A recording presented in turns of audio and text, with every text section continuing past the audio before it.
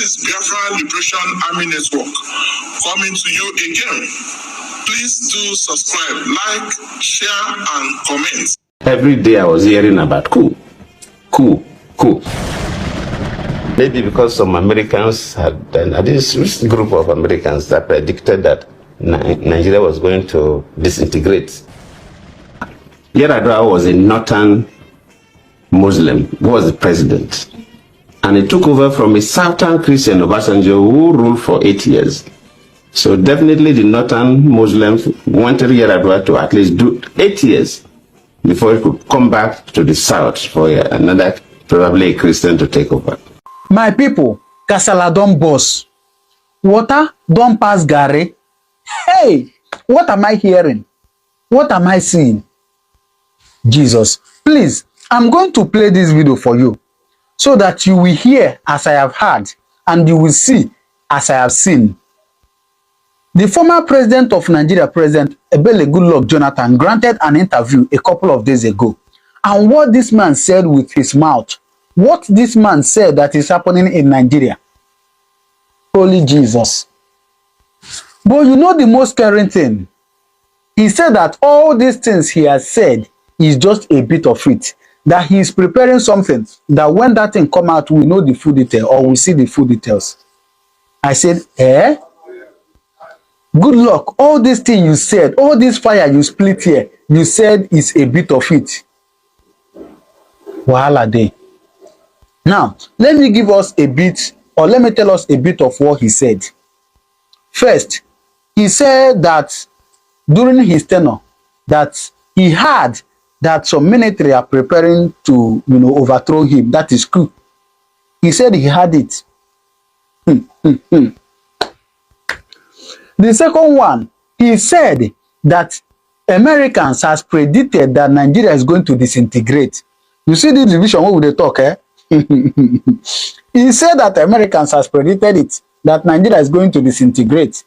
And finally, this one is the one that struck me the most. Or should I say the one I've been thinking about the most. He said that, during that 2015 general election that Goodluck, that Buhari won, that it was Obama was the president of America then. He said that Obama interfered. In fact, Obama tweeted and was telling Nigerians that it is time to vote for the next person, which is Buhari.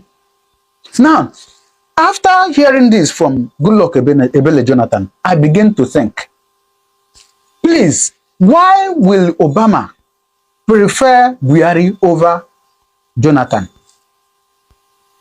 I've been thinking about this. Why? Is Buhari more educated than Jonathan? If in what way, what will ever make Obama to prefer Buhari over Jonathan? Holy Jesus. Something is really, really wrong. I'm telling us, something is really, really wrong. I'm being honest to us. Please, let me stop here. He said a whole lot of things.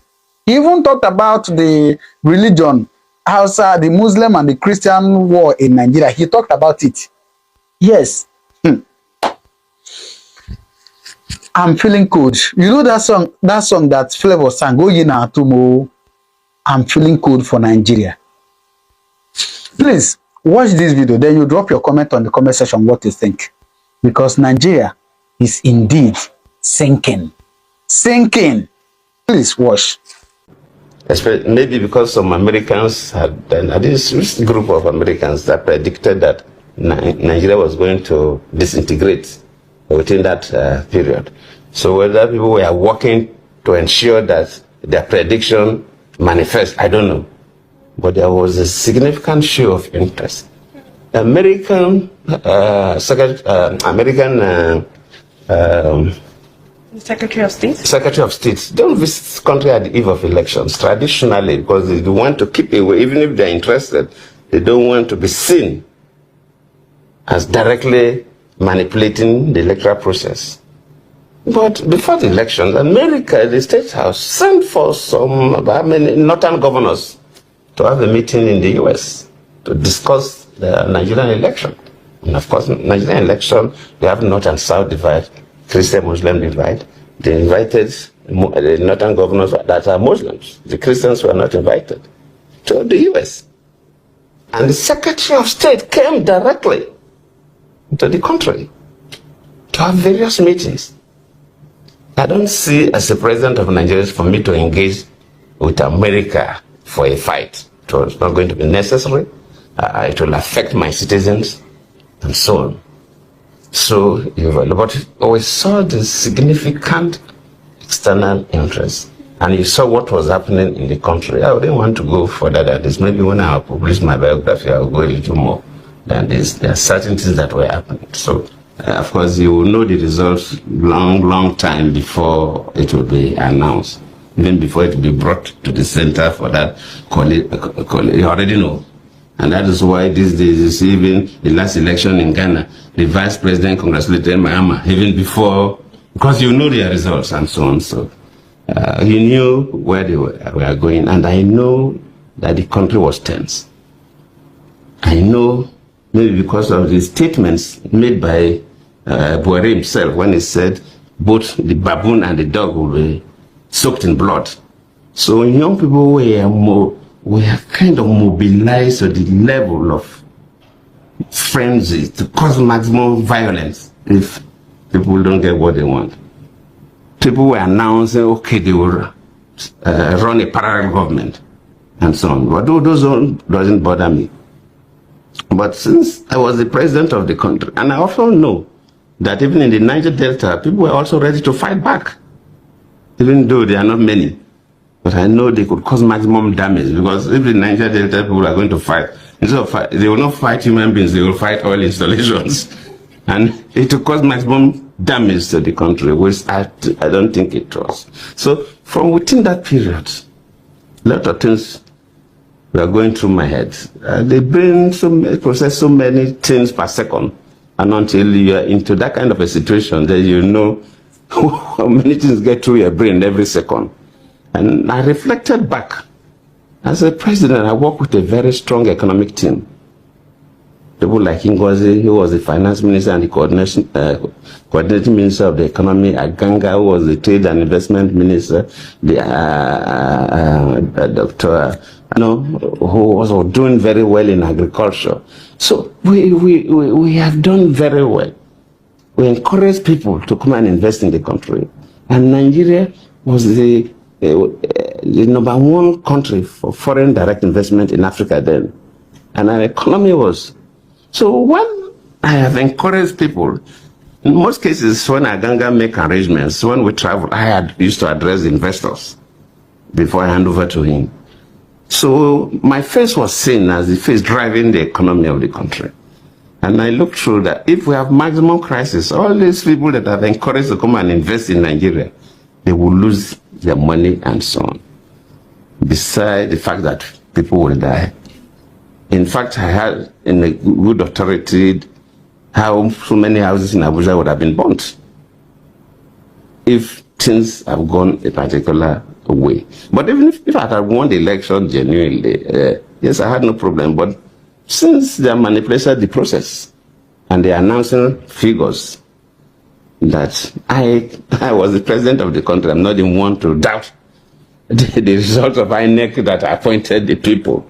So it will look silly for me because I appointed the people. So I said, well, it is my fault. So I will not want the country and investors to suffer. Wow. So the best thing to do was for me to announce the result, not to allow INEC to announce the result. Because if I allow INEC to announce the results, the over-jubilation, they could do havoc to some parts. So while waiting, I announced the results.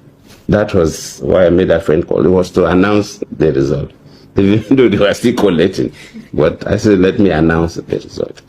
And I remember that day in the sitting room, I was there. I know Minister Ngozi was there. Some ministers were there. Some of my aides were there. And, people were talking. The way things are going, the different options. Yes. But I was just listening because as the head of state then, I was more interested in the security of the country. I was not too much interested about the fate of Jonathan after the election. That didn't bother me that much. But how will Nigeria still be peaceful until the next government take over? So I didn't participate in the conversation that much. But people were saying different things.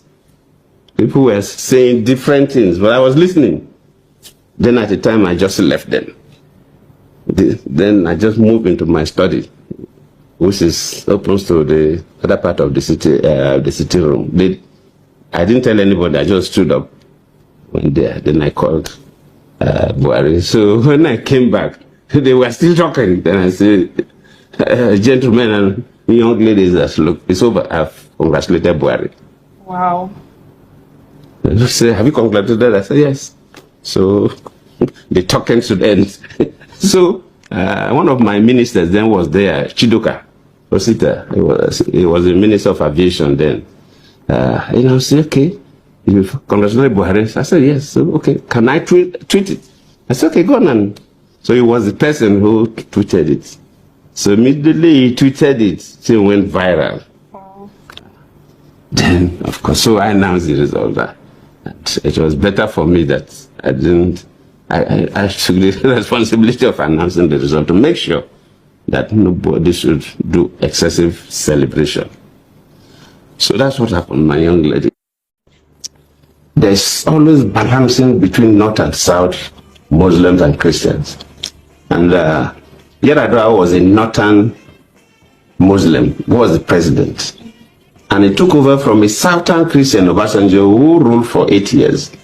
So definitely the Northern Muslims wanted Yar'Adua to at least do 8 years before he could come back to the South for another, probably a Christian, to take over. But well, the health issue came up, and it was the problem. And that is why even to allow me to act was an issue. When Yar'Adua was going for the medical checkup, actually a letter was written.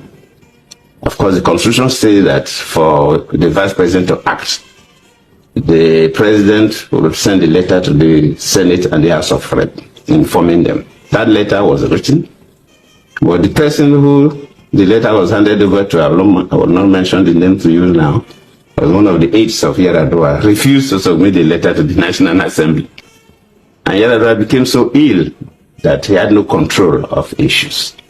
So we had the country where the president was not available and there was no acting president. Yes, as a vice president, you can take over the responsibilities of some responsibilities of the president.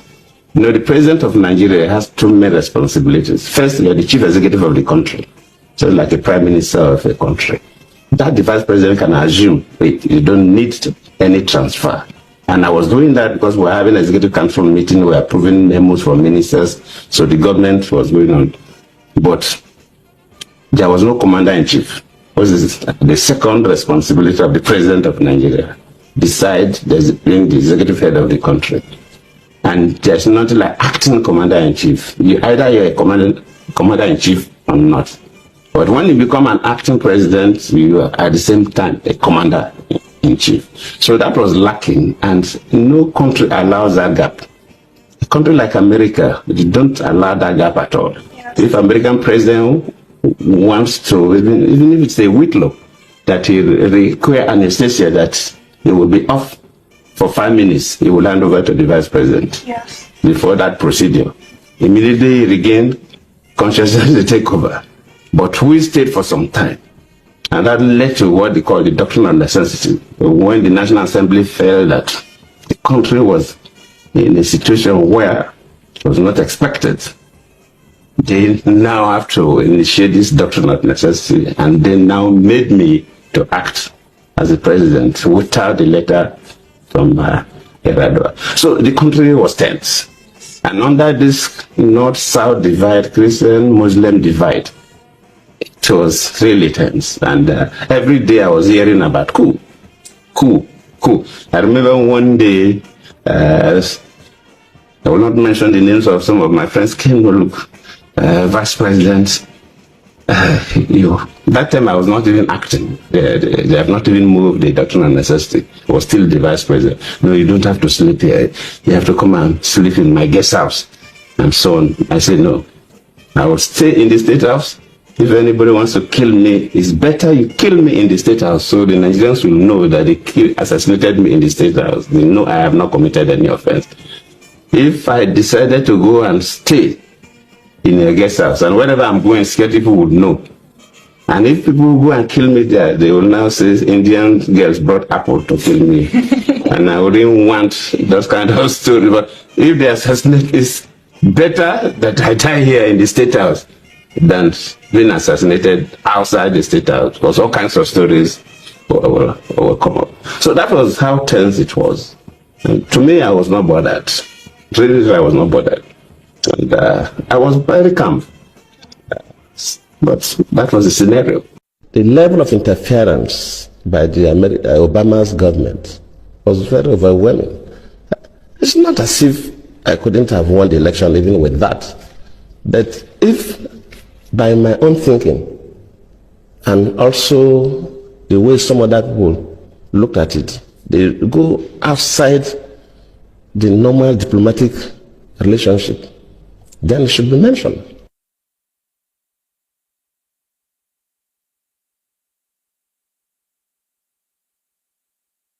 Sending that person to Nigeria at the eve of election, after Obama even issued a statement directing Nigerians to vote for the next chapter, that tells you something. And we should not sweep these things under the carpet. If a foreign country, whether African country or even America or any other country, interferes with our own elections, we should mention it.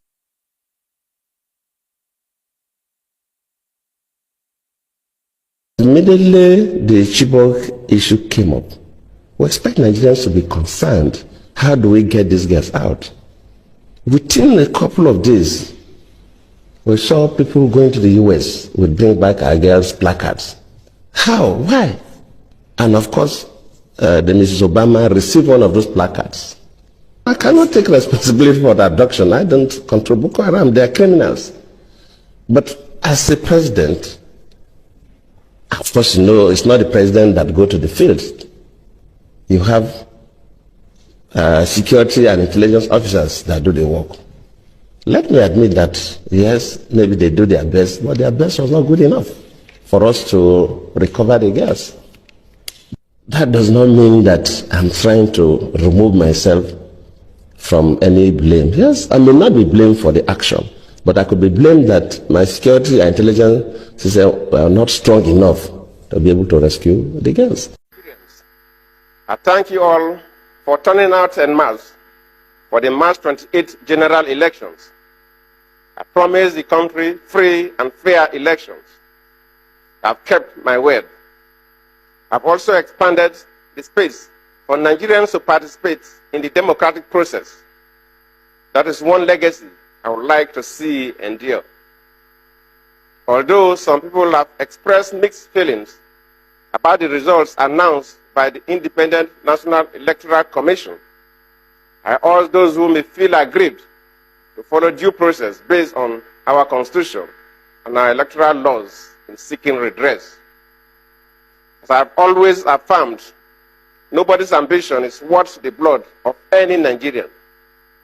The unity, stability, and progress of our dear country is more important than anything else. I congratulate all Nigerians for successfully going through the process of the March 28th general election with the commendable enthusiasm and commitment that was demonstrated nationwide. I also commend the security services for their role in ensuring that the elections were mostly peaceful and violence-free. To my colleagues in the People's Democratic Party, I thank you for your support. Today, the PDP should be celebrating rather than mourning. We have established a legacy of democratic freedom, transparency, economic growth, and free and fair elections. For the past 16 years, we have steered the country away from ethnic and regional politics. we created a pan-Nigerian political party and brought home to our people the realities of economic development and social transformation. Through patriotism and diligence, we have built the biggest and most patriotic party in Nigerian history. We must stand together as a party and look to the future with renewed optimism.